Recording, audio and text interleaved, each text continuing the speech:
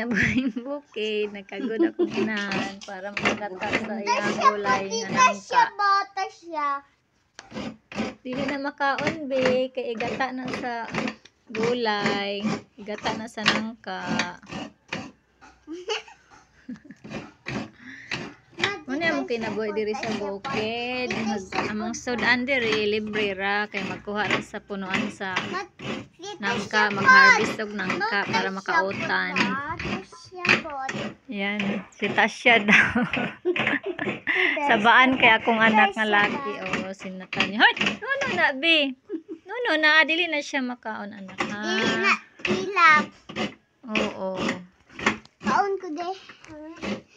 Kaon ko de. Dili na siya makaon kay ikuan na ang lubi. Ikuan ang lubi, igata ang guna ang lubi. Aman imong bugkot di kay magbugoto na to imong buhok bi kay unya pa ta maligo. Imong mamon video. Among nangka.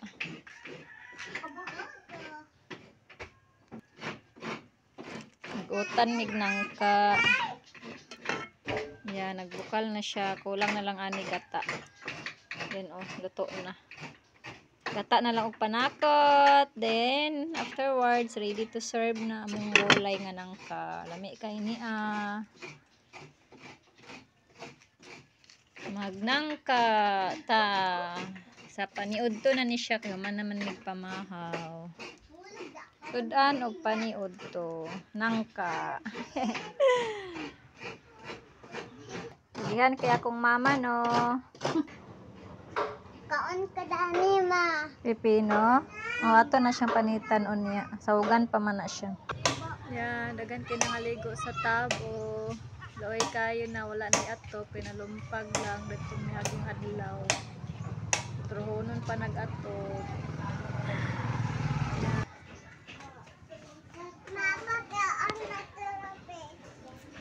Muna paingon sa purok 5 upper. Kini nga dalan po nga basketball court nga dalan na siya paingon sa San Jose.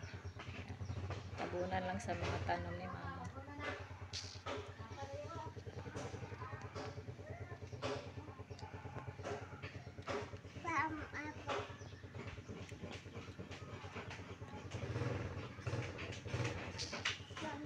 Thank you. Thank you. Thank you.